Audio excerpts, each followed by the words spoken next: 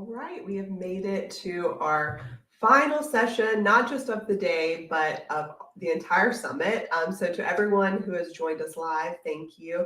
Seriously, we appreciate you showing up, leaning in, being part of the conversation, asking questions, and I hope you all are walking away with a lot of ideas that you can actually put into motion after both day one sessions and day two. And we do have one more session for you. So the convergence of social, retail and operations in 2026 predictions that we're going to get into.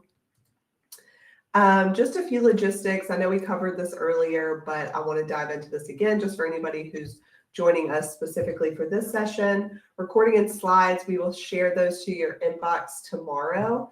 So you'll be able to access all of those. You can share them with your colleagues, or if you want to go back and watch, you can do that. And then if you happen to log off at any time, you can use the same link that's in your calendar hold or your email.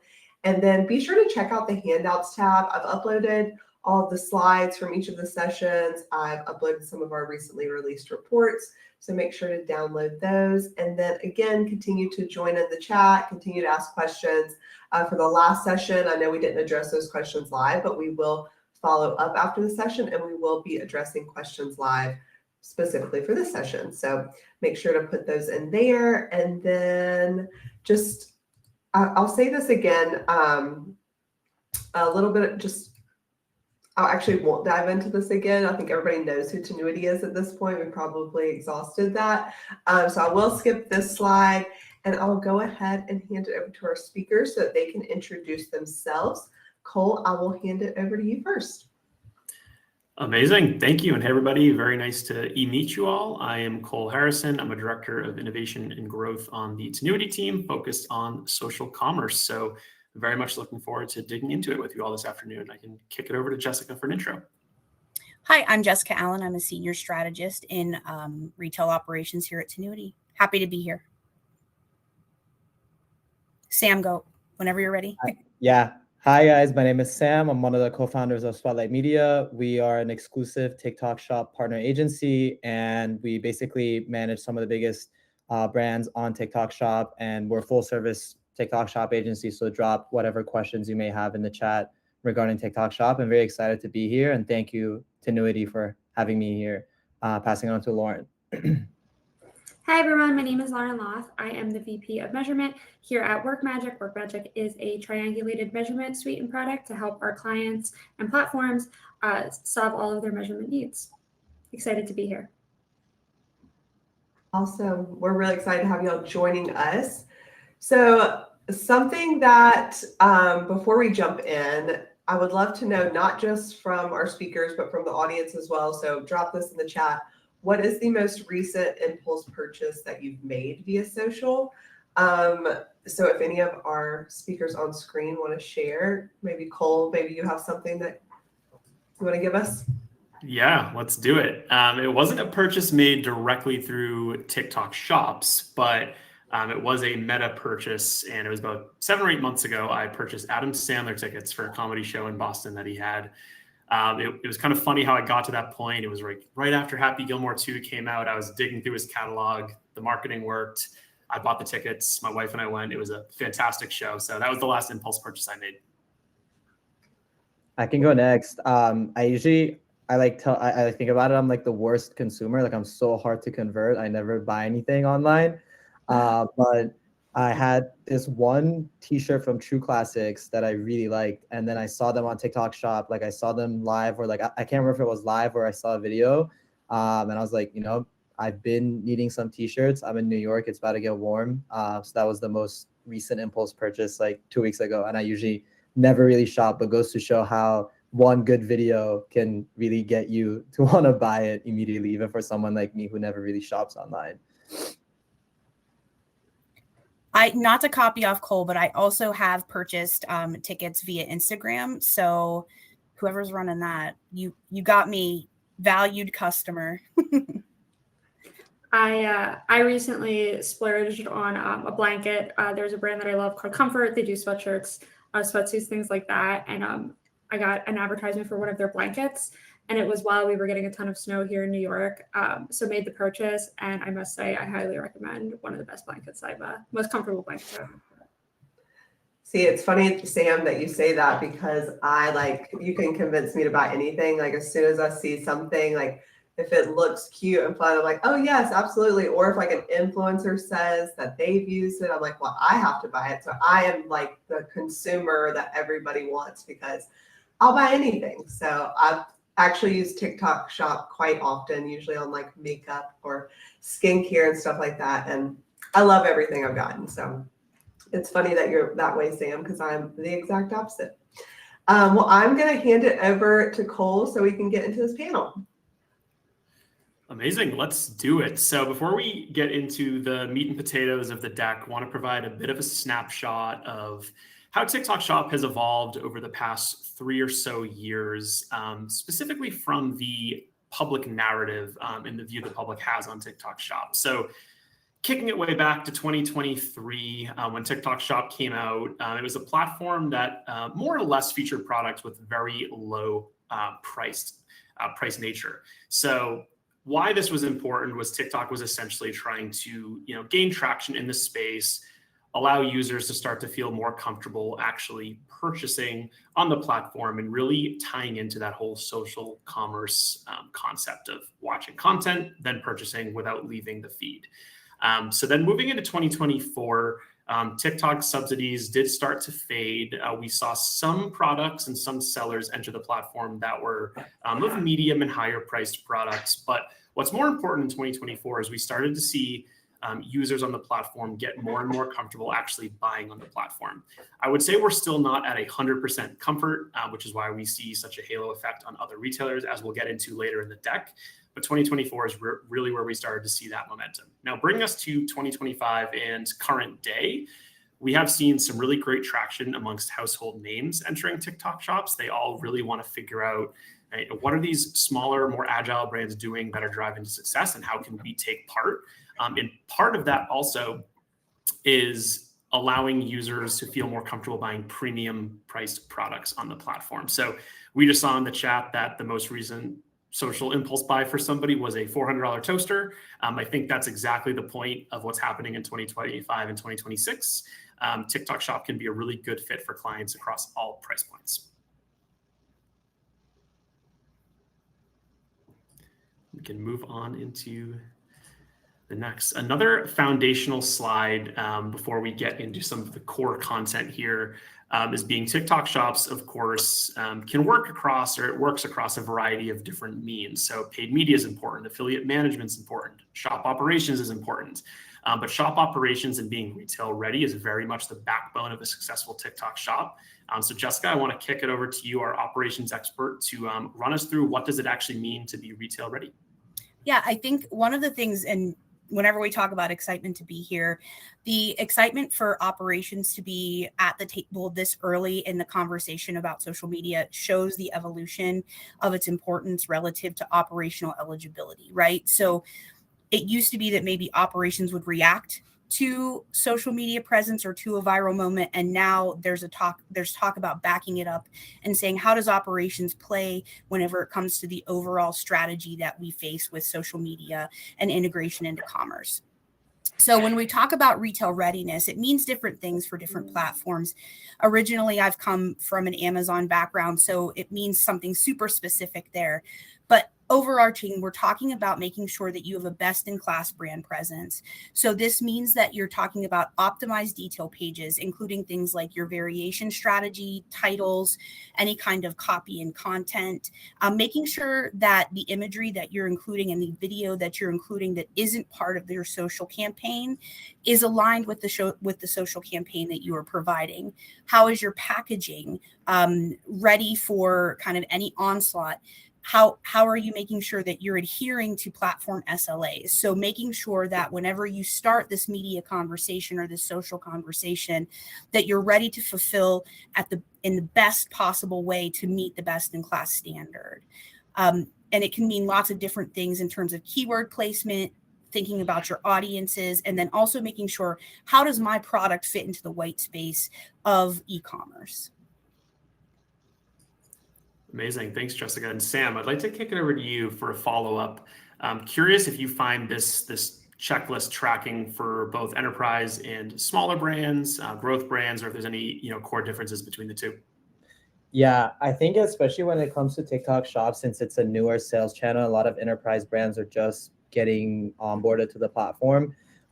We've typically seen the bigger the brand, the more difficult time they have operating and scaling on TikTok, because a lot of times they have their budgets set for at least a year in advance. They have the inventory locked in at least a year in advance, and it's a lot harder for them to basically move things around. That's why you kind of in the early days, we saw a lot of smaller founder-led brands kind of blow up on TikTok and kind of like take it by wave, because they were able to be flexible. They were able to, be competitive with pricing, with product development, and really make it a social first type of brand. Where like with enterprise brands, it is kind of like a newer checklist for them. And it does take a lot of internal bureaucracy and a lot of internal movements for them to basically get all the pieces in the right place.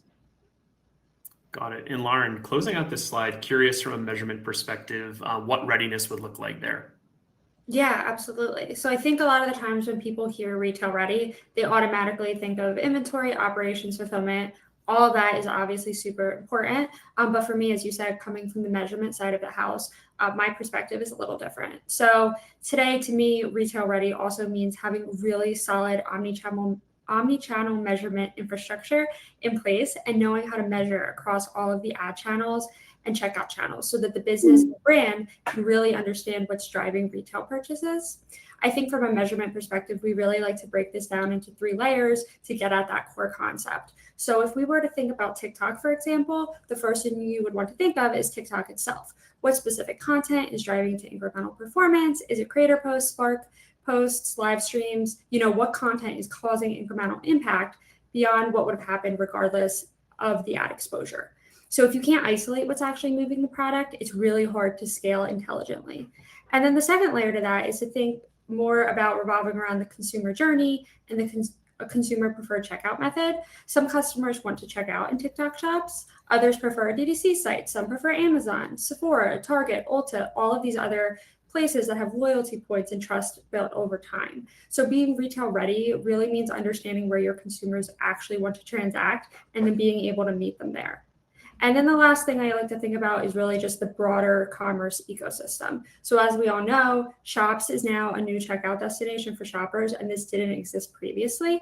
So I don't know if you've ever purchased within Shops yourself, but it's pretty seamless. And a lot of the times there's a great promo, free shipping, different bundling ideas. Really makes it advantageous to purchase within Shops. That being said, of course, advertising within the platform, especially through something like GMV Max, can lead to shop sales. There's other ad channels that actually drive to shops as well because it's now a new checkout destination. So paid social, CTV, those types of things, even search could influence a shop sale. So all of this to say, if you're not measuring that full ecosystem, you'll misallocate budget. So really within a measurement framework, you want to connect content, channels, checkout behavior to understand how the sales channels within the commerce system are moving and not just understanding them in isolation.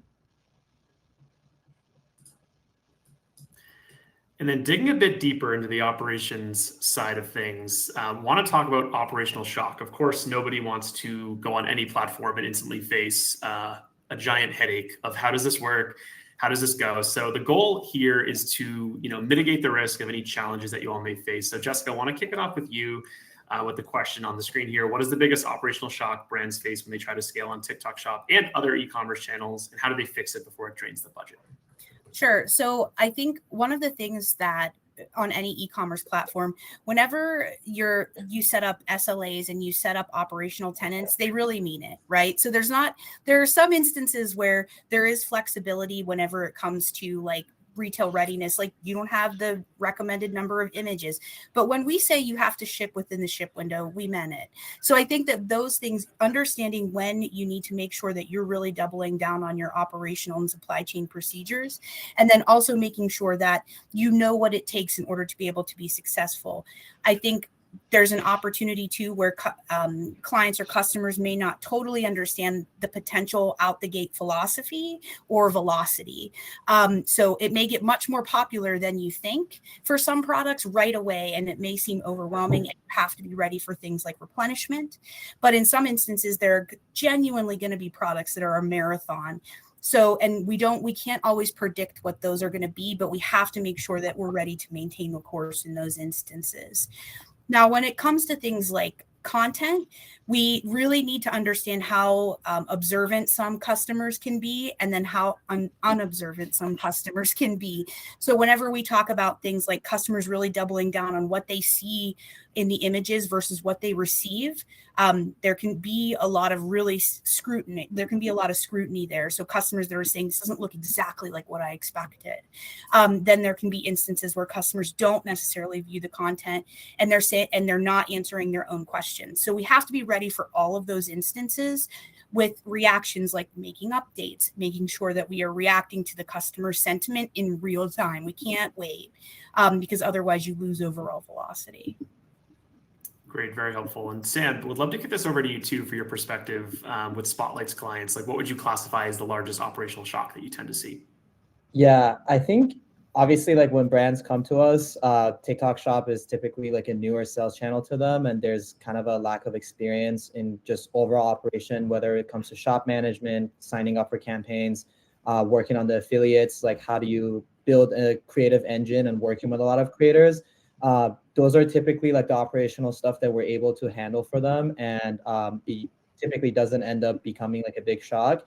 I will say the one thing that has time over time come up with almost every single brand as a challenge has been their fulfillment and sticking to the strict service level agreements that TikTok Shop is putting into place. Essentially on TikTok, you have to be shipping all the products out within 2 business days. And especially when you have a viral moment, sometimes the 3PLs are not used to being able to fulfill products that quickly and to that, especially if you have a viral moment. And TikTok is very, very strict when it comes to the fulfillment aspect of it, because from their perspective, from the consumer's perspective, it's actually a TikTok reputation, right? It's like, hey, I shopped something from TikTok and it took a week for it to get to me. I'm not shopping again from TikTok, which is why I'm sure if you guys are online on LinkedIn or Twitter, TikTok just recently dropped a very big hammer on all the sellers and was like, you guys have to move to Fulfilled by TikTok. They did end up pushing back a little bit on that, but what is very certain is that down the line, TikTok's going to be heavily kind of like forcing the seller's hands into having to do Fulfilled by TikTok if they want to remain competitive on the platform. And to some extent, it does make sense because that shipping aspect is a very big operational challenge for a lot of the brands, and especially a lot of the 3PLs that just weren't really used to being able to, ship products this quickly.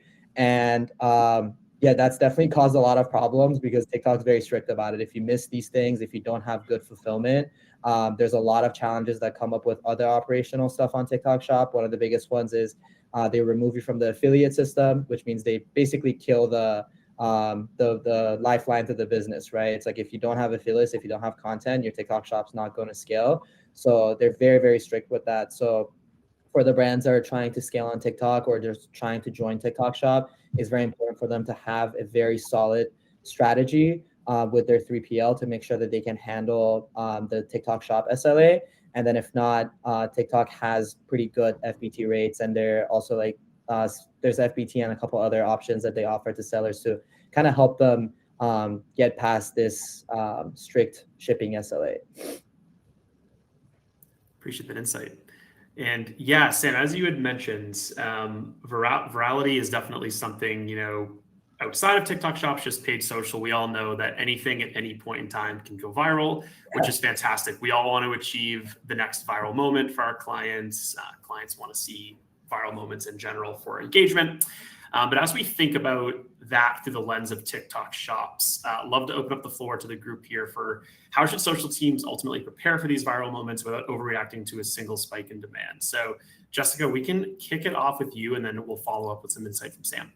Yeah, so to speak really specifically about an example, with a previous client, we had an instance where Kim Kardashian was on a live stream, opened up her purse. There is their product at the top of her purse, right? So she didn't talk about it.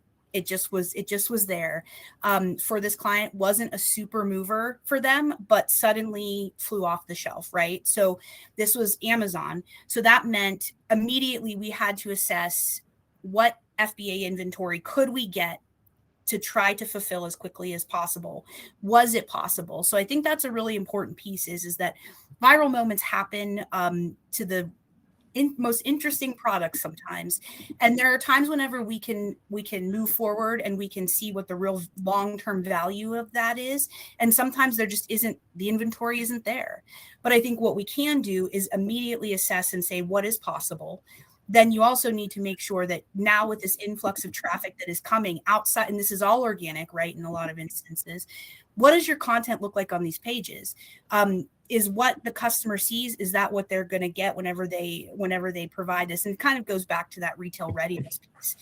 Load all your best content, refresh your bullets, refresh all of the copy so that you are putting your best foot forward, because now what you have is like a brand representation, right? So this, like, let's say the product's out of stock, right? In that size or whatever. Now it's like, okay, well, how is my brand represented here? And how can we move forward to other portions of the assortment? Yeah, I can add on a couple more points to that. I think Jessica kind of mentioned a very interesting point when it comes to virality. Sometimes it does truly happen at random. And I think her answer was perfect in what to do in those cases. But to play the other side of virality, where like sometimes things can be planned, especially on TikTok.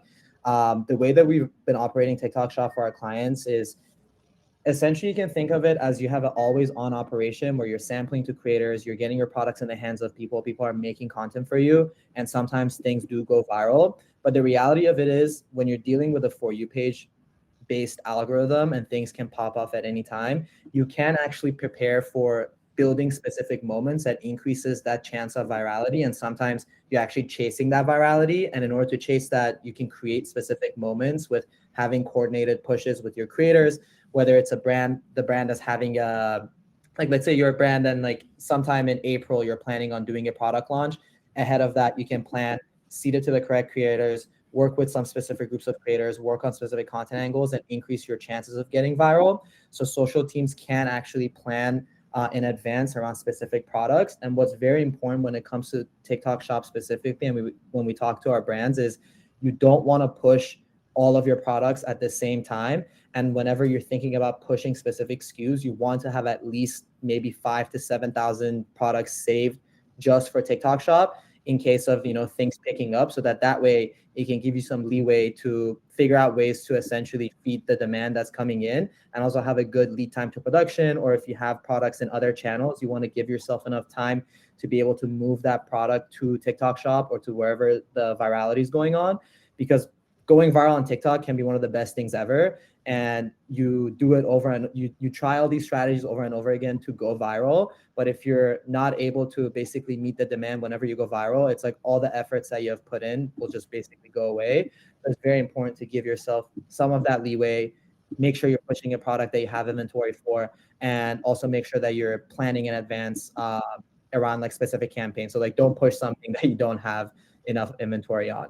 And one more thing I'll say is like there are other ways to like choke the demand to some extent, like kind of more niche operational stuff, like increasing your ROI on ads to prevent it from spending more if you're having challenge staying in stock, or stop sampling to more creators, or removing some of the offers that you have around the product. And TikTok also has a back order feature that we don't really use too often, but it is a function that sometimes you can also utilize if it's like a dire moment when you're like you can't meet the demand that's coming along. And I would just add, I think that's really important. And I appreciate like all of the operational tenets, because nobody realizes how important operations is until like you don't have any inventory, and then you can't do anything about it because your lead time is 6 weeks. So the earliest you want to invite operations to the conversation, even though we're a really fun group and we want to be included, earlier than that, right? So the minute that you start to have these conversations about what campaigns you're going to create, who you're going to be talking to, what you're thinking about, operations needs to be a part of it, especially, and Sam talked about it earlier, if it's a larger corporation that has like more of a bureaucratic like communication system. So the sooner that ops can be a part of it to say, okay, well, here's why maybe we're in stock now, but we won't be in 6 weeks. I think that's really important, because we can kind of tell you, sometimes we're like a little bit too harsh whenever we're like, where are you going to come up with all this inventory? But we mean it out of love. So the sooner the better. And also, oh, sorry, Lauren, I was just kicking over to you from a measurement perspective and any frameworks you may have, but yeah, feel free to chime in too. Yeah, no problem. It was funny, Jessica, when you mentioned like bringing in ops earlier rather than later, because measurement is also usually an after the fact thought, and it really should not be if you want to do it right. So that kind of reminded me of that. But really, thinking about it, ever since TikTok became very popular, like being viral was always there, but it really had more of a moment, and it became such a buzzword and such a topic. I actually worked at TikTok at one point in time in a prior life, and the number one question branders would ask would be like, how do you go viral? And the viral moment is super exciting, and it's really amazing when it happens. But a lot of the time it is unplanned and it organically takes off. So from a measurement perspective, what you really want to think about is having an entire system in place already. So if you are to go viral, then you're able to react accordingly and not just react to the spike, and have a whole system in place. Like I said, it's super easy to get caught up in the excitement and making fast decisions. But the brands that usually win in these cases that we see with the measurement are the ones that stay grounded. They're the ones that aren't overreacting. They aren't suddenly just doubling budgets because something popped off for 48 hours. Again, the excitement is great, but sometimes when you bring the emotions into that decision making, things can start to get a little wonky. So really what I do is I think about the viral moments, in phases. If you've noticed, I like to think about things in frameworks and phases.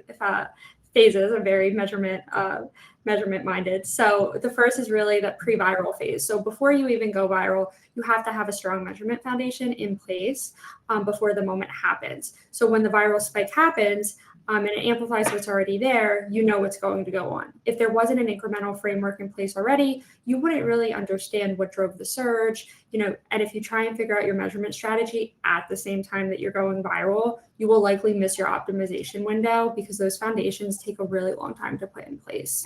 The second thing I think about, is the actual viral moment itself, obviously. So during that moment, a lot of the times the brand's questions are all around incrementality. So traditional attribution, MTA, things like that will often overcredit paid media during organic spikes. So the viral moment can cause demand, but then suddenly every ad platform is taking credit for it to some degree. And in reality, not all of the platforms may deserve that credit or might not deserve the credit to the extent that they're taking. So if you don't measure incremental lift and weigh each platform and touch point properly, you'll misassign credit, and essentially what you could do is overspend somewhere that you really shouldn't be.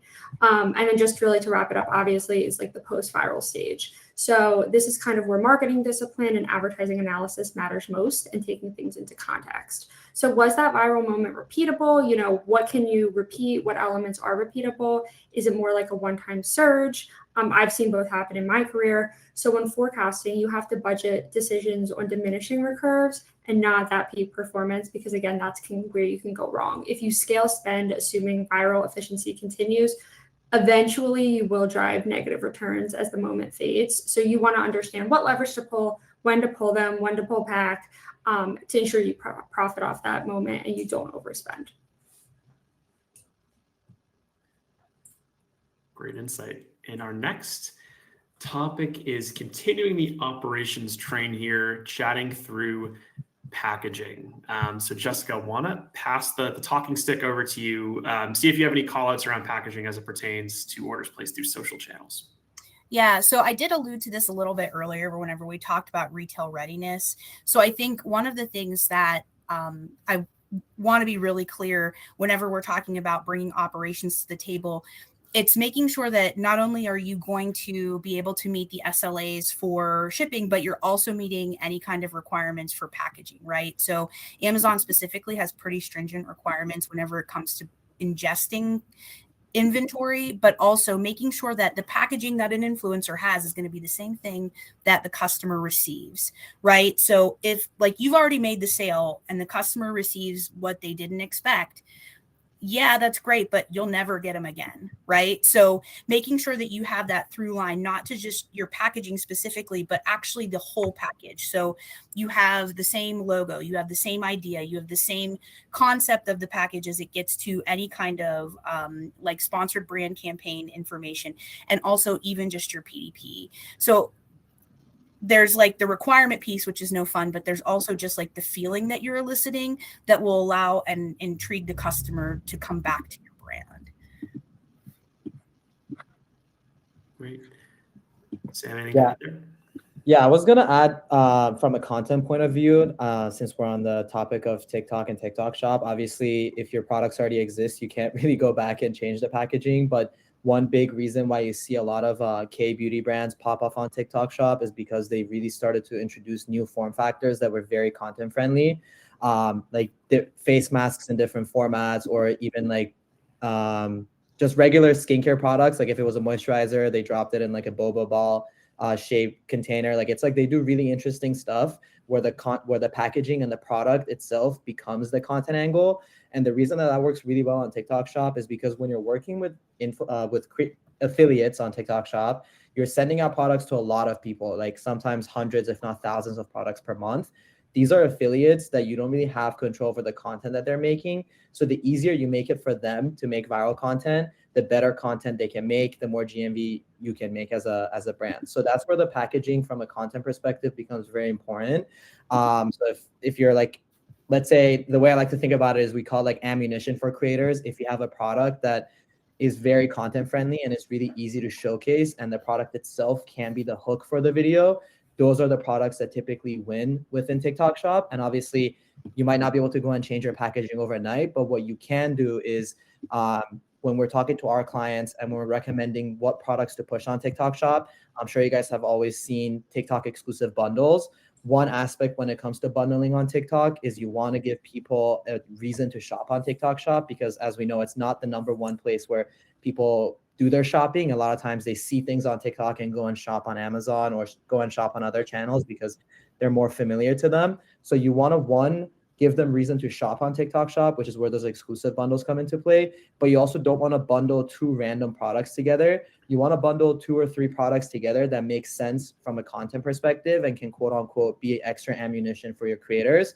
Just as an example, if you're a cosmetics brand and you want to make a big push on lip products, you can combine like a lip liner and like a lip oil and then call it like a lip set, right? So then that way the content that the creators are making is both like a lot more attractive, and it increases your AOV, it increases the content quality, and you can kind of think about it from that point of view when it comes to bundling up your products for TikTok Shop and using the product itself as the hook for the videos. Great insight. Thanks, Sam. And now very excited to get into measurement. I know Lauren has mentioned Halo Effects. I've mentioned Halo Effect once in the call. So Lauren, want to hand it over to you to chat through how we're measuring success on TikTok Shop and what that looks like. Yeah, so it's a really exciting topic and something I'm like very personally passionate about that you'll probably hear throughout this presentation. But let me start by just like grounding everyone in what halo effect actually means, because it's a super buzzy term lately. And it's one of those things where marketers have always known it was happening and it exists, but it wasn't really measured or proven in like a clear scientific way until more recently, especially when TikTok kind of brought the term into the spotlight. So I guess, yeah, without further ado, what is halo effect? So the halo effect is basically the impact an ad channel has on sales that happen somewhere else. So for example, let's say you're running a TikTok GMV Max campaign on shops for a brand. The ad drives people straight to TikTok shops where they can check out in a few clicks. That's like a very direct, trackable sale. That's kind of what everyone's thinking of. But what's really important to know in this context is not everyone who was exposed to the advertisement and was influenced to purchase actually buys right then and there. So let's say that this brand that we're using in this example is a beauty brand. Maybe someone sees the ad on TikTok, they get really interested. Maybe later on they'll go to Sephora, Ulta, Target, Amazon. If you can tell, these are some of my favorite retailers as I keep using them for examples, or the brand's own website even to make the purchase. They might go to those places for loyalty points, to swatch product, to research the product ingredients, to actually see the consistency of the product, things like that. Those sales still happen because of the TikTok exposure. They just didn't happen directly after or on TikTok shops. That spillover impact across the checkout destinations is actually just the halo effect in full swing. So it's simply the value an ad channel creates outside of the place it directly links to. And historically, it's the value that often didn't get the formalized credit before we had some methodologies in place with measurement. So WorkMagic specifically is super familiar with the halo effect, as it's something that we actually can measure and understand best directly through incrementality testing, which is one of our specialties. So like I said before, that halo impact is the impact that your ads have on those checkout destinations outside of where they're directly tracked, and traditional attribution will almost miss that. This is where we as WorkMagic kind of build models that are grounded in incrementality-based geo-testing, so your classic exposed, not exposed. So when we look at our omni-channel halo across all of our geo lifts, we consistently see strong halo effects across various channels, and those are kind of what we have listed here. So if we take a look at the slides, the top 3 channels by average halo effect in our data are CTV coming in at about 50%, TikTok at about 49%, and then Pinterest around 42%. So if you take all of those together, nearly half of the incremental impact from the channels is actually showing up somewhere else. And it kind of makes sense, right? Because you think about like upper funnel or discovery driven channel, in more or so times it will shape intent, but it doesn't necessarily control when someone checks out. So the people might see the ad, get interested, do their research, and then buy wherever feels most easiest or trusted to them. So then if we break it down by category, so looking at the second portion of the slide, it gets a little bit more interesting. So in beauty, 92% of lift tests show halo impact with an average halo of 27%. So halo shows up almost every single time in beauty, which is why it's a great example. It's very common. The size will vary, but consistently the halo effect is there. Like I said before, people might want to swatch product for shade range, understand product texture, break down ingredient compositions, apply loyalty points to get dollars off and fund rewards, and more. So that's why it's relevant for that category. And then next, when you look at nutrition, 32% of lift tests show halo impact. When halo does show up within this category, it is pretty big. On average, it's 51%.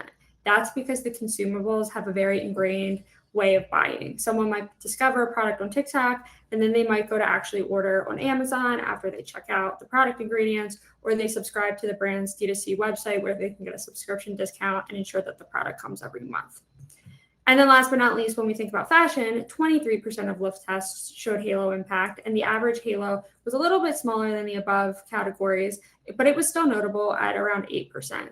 So if you think about fashion, the behavior often mimics see it, like it, buy it. If the checkout is frictionless and native to the platform, people will tend to complete the purchase right there instead of spilling over to other channels. They don't necessarily always need to do more research into the product. They aren't ingesting it. They don't need to understand the ingredients. So the buying behavior is a little bit more linear when you think of it in terms of other categories as well. So now I know, like I said, I'm passionate about this. So we have one more slide to show. And this one is going to be an example from a brand that WorkMagic partnered with, actually named Comfort. So ironically, the same brand that I used my example from earlier. But for those who don't know, Comfort is a top clothing brand on TikTok. And like I said earlier, they specialize in comfy loungewear, apparel, and products.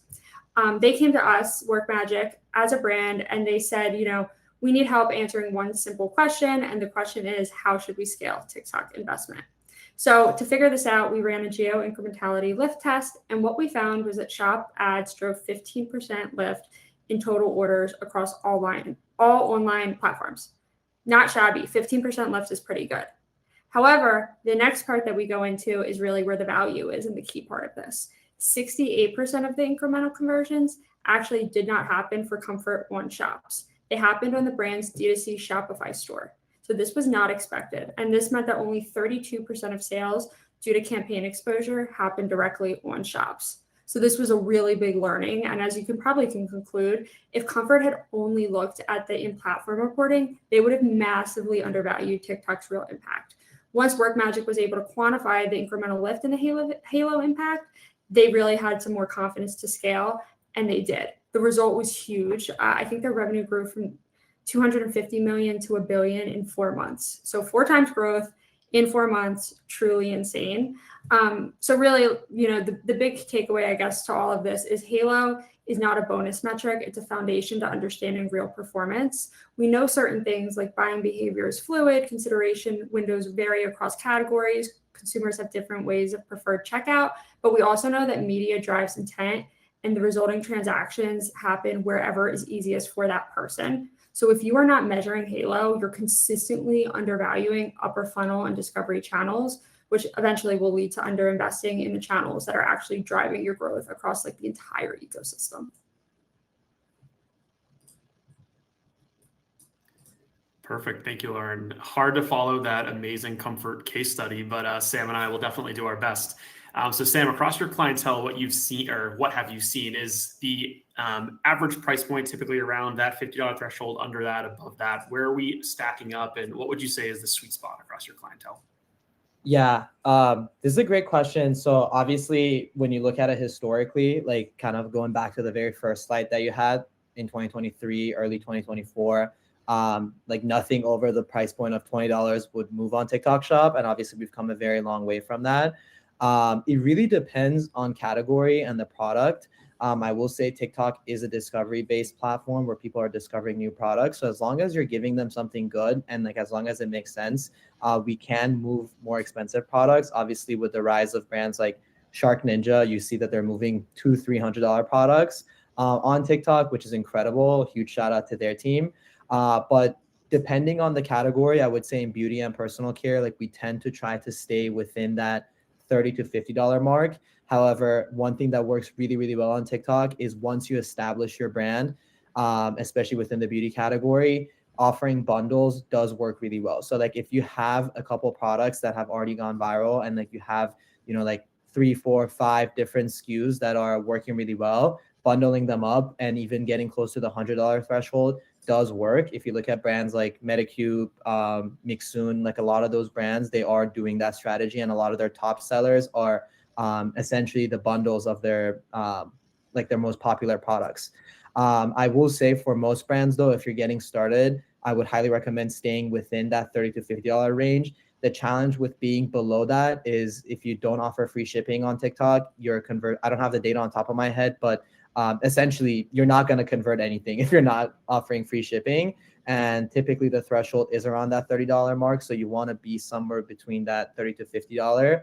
And again, obviously each brand, each product's very different, but if you look at like the top products on TikTok Shop, they are mainly within that, I would say between $25 to like $45 range.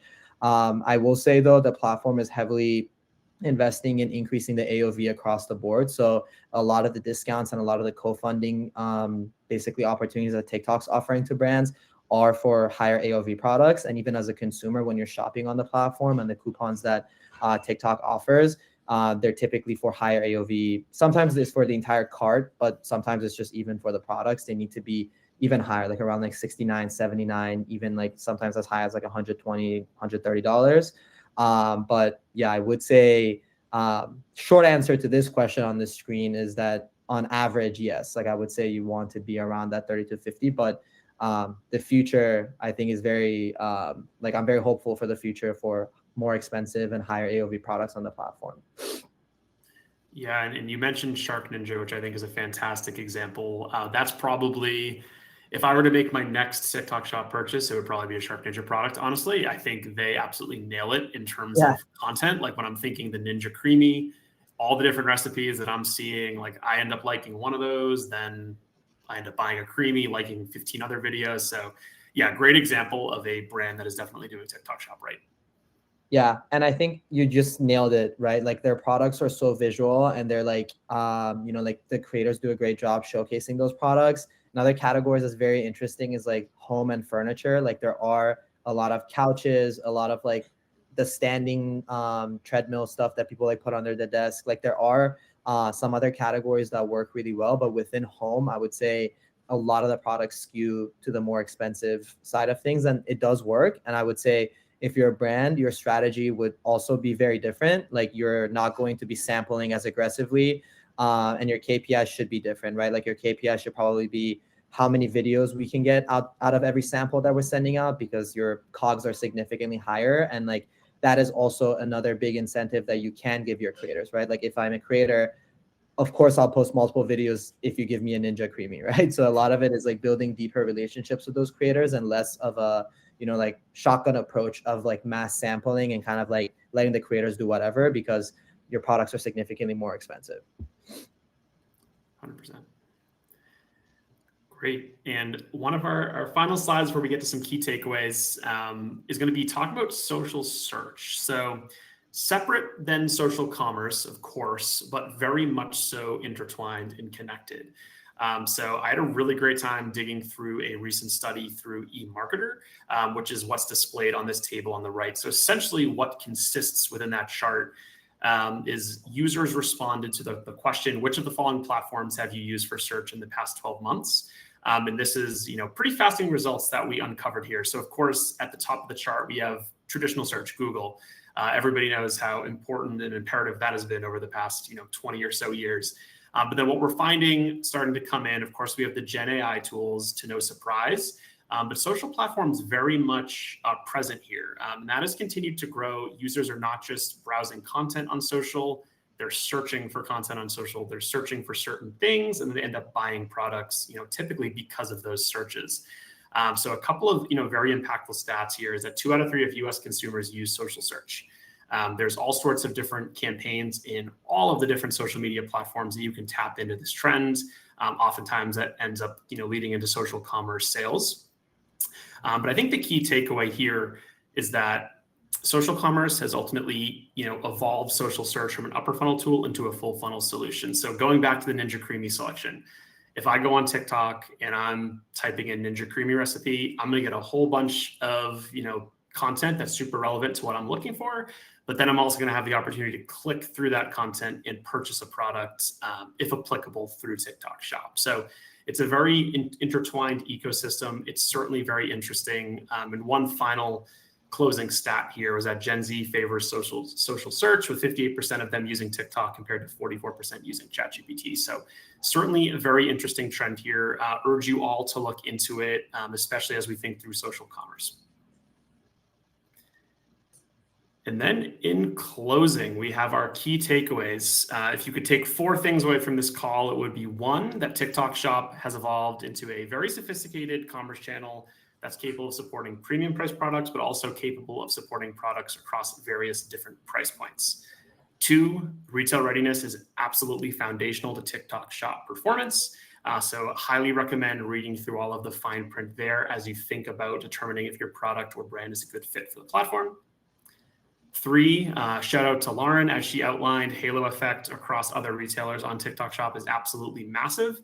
So as you're looking through TikTok Shop performance, don't just look at TikTok Shop, understand the larger implications that are being observed. And then lastly, as we just touched on, social commerce has ultimately evolved social search from an upper funnel tool into a full funnel solution. So a lot of great trends in the space right now, and very much appreciate everyone who joined and our different speakers providing some great context. Awesome. And I just want to mention here that all of the key takeaways from day 1 and day 2 sessions are in a PDF format in the handouts tab. If you want to use those, you can share those with your teams as well. Those are super helpful to have, so you don't have to go through all the slides, and everything's put together right there for you. And just want to say huge thanks to our panelists. Great conversation. Really loved seeing everything, all of these different perspectives tied together. I think this was hopefully super helpful for our audience. Did want to see if we had any questions. I saw one from Gail, and I don't know if maybe she was referring to TikTok Shop here, but she asked about any improvements to come regarding ease of setup for vendors. Currently requires personal info, not easy for companies to sign up. Anybody have any insights there? I can help. Yeah, for TikTok Shop, Gail, I know there are a lot of strict requirements. As long as you're in the US and you have a social security and a valid business in the US, there's that's basically the only requirement. A lot of Canadian brands or brands from outside of America will struggle to sign up if they're not based here. So you can reach out to me. I can help you. TikTok does have a BD team, and they can also help get a lot of the there's a lot of nuances that go into each account, and sometimes things get flagged and you go into long reviews. but it's also not uncommon, Gail, to see TikTok asking for like proof of ID, or like ask you to like take a picture with like your driver's license next to your face. So those happen all the time, and you just need to find someone like at TikTok on the onboarding team that can help you get past that. But yeah, it can get quite annoying and quite challenging. And that's step number one. And then step number two is like connecting your Shopify to TikTok can also become like a challenge. So there are a lot of little things that can take some time, especially if it's your first time doing it.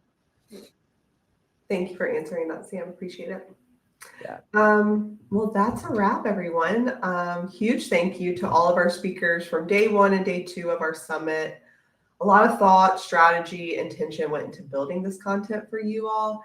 And the goal was, the one thing was so that you all could walk away with something, with insights, things that you can actually use. So we certainly hope that happened.